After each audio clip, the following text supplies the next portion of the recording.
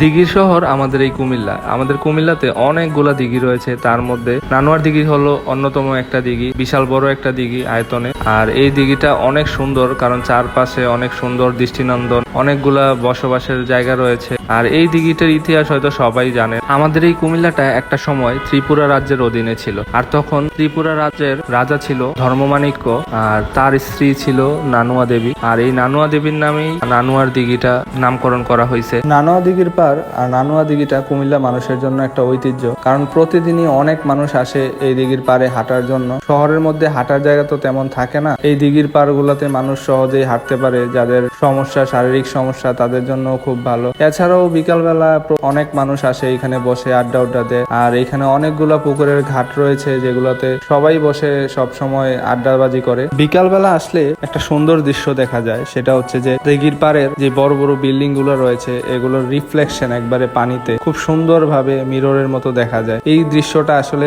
আপনারা যদি থাকেন বিকালে একটু এসে ঘুরলে হয়তো বুঝতে পারবেন। আর এই দিঘির পাড়ে একটা ঐতিহ্যবাহী স্কুল রয়েছে, সেটা হচ্ছে শৈলরানী দেবী স্কুল। এটা আসলে কুমিল্লার অনেক পুরাতন একটা স্কুল। এইখানে হয়তো অনেকেই পড়ালেখা করছেন আমাদের এই ভিডিওটা যারা দেখতেছেন। যাই হোক, নানুয়ার দিঘির পাড় আসলে অনেক মানুষেরই আনাগোনা থাকে সব সময়, দিন বলেন রাত বলেন, কারণ এই জায়গাটাই একটা এমন জায়গা এইখানে আসলে সবারই অনেক ভালো লাগে। আর খুব সুন্দর করে ফুটপাত করে দেওয়া আছে চারিদিকে, প্লাস গাছ লাগানো, কিছু সুপারি গাছ লাগানো, এখান থেকে মানুষ হাঁটাহাঁটি করে। এই জিনিসটা আসলে খুবই সুন্দর। এই জায়গাটাতে আসলে আসলে বোঝা যায় যে শহরের মাঝে এত বড় একটা দিঘি থাকলে আসলে কি উপকার হয় মানুষের রিফ্রেশমেন্টের জন্য।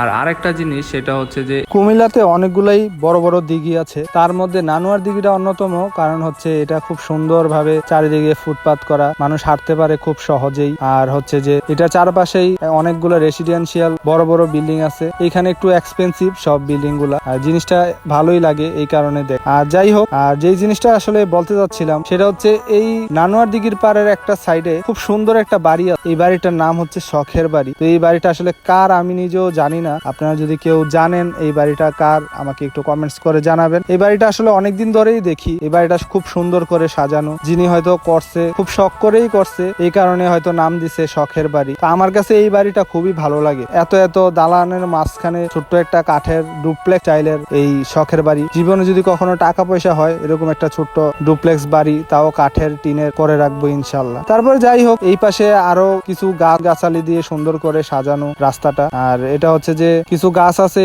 এই সাইডে, যেগুলো আসলে মানুষ এখানে এই ঘাটলা বসে। আর এই ঘাটলাটাও অনেক ভালো লাগে, কারণ সুন্দর করে সাজানো ঘাটলাটা, অনেক বিশাল একটা বড় ঘাটলা। আর এই ঘাটলাটার উপরেই অনেকগুলা গাছ আছে, যে কারণে খুব ছায়া থাকে এই সাইডটাতে। তো এই কারণে অনেক মানুষই এই সাইডটাতে বসে। তো যাই হোক, আসলে নানুয়ার দিঘির কথা আসলে বলে শেষ করা যাবে না। আপনারা যারা কুমিল্লাতে আছেন তারা হয়তো সবই জানেন। তারপরেও যখন গেছিলাম তো ভাবলাম যে একটু ভিডিও করি। অনেকেই আছে হয়তো কুমিল্লার বাহিরে, বা অনেকদিন ধরে কুমিল্লাতে ছিল, এখন আর থাকে না। এই জায়গাগুলোতে অনেক স্মৃতি আছে, তো এই কারণে একটু ভিডিও করা, যে সবাইকে একটু দেখাই আসলে কেমন হয়েছে এই জায়গাটা এখন। তো ধন্যবাদ সবাইকে, ভালো থাকবেন, আর অবশ্যই আমার চ্যানেলটা ফলো করে দিবেন। আল্লাহ হাফেজ।